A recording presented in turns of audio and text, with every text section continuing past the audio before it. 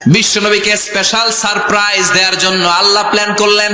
জিব্রাইল ডেকে বললেন, ও জিব্রাইল, আমার পেয়ারা নবীকে স্পেশাল সারপ্রাইজ দিব, কিন্তু এই সারপ্রাইজের গিফটটা তোমার হাত দিয়ে আমি দিতে চাই না। আমার পেয়ারা নবীকে দুনিয়া থেকে টান দিয়ে আমার আরশের উপরে নিয়ে আসো। টাইমের স্পিডকে আল্লাহ থামিয়ে দিলেন। মক্কা থেকে উঠিয়ে বিশ্বনবীকে এক মরুভূমিতে রাখা হলো রাতে। বললেন দোয়া করেন।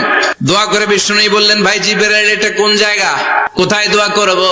সাইয়েদনা জিব্রাইল বলেন, নবী, কিছুদিন পরে এই জায়গায় আপনি হিজরত করে আসবেন। এই জায়গার নাম ইয়াসরিব, মদিনা। আবার সেখান থেকে তুলে এক পাহাড়ে রাখা হলো। নবী দোয়া করেন। দোয়া করে নবী বললেন, এটা কোন পাহাড়? অন্ধকার, আমি তো কিছু চিনি না।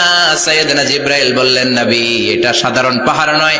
এই পাহাড়ের কথা আল্লাহ কোরআনে বলেছেন। এই পাহাড়ের কসম আল্লাহ কোরআনে খেয়েছেন। এই পাহাড়টা হলো আপনার ভাই মুসার পাহাড়, তুর পাহাড়।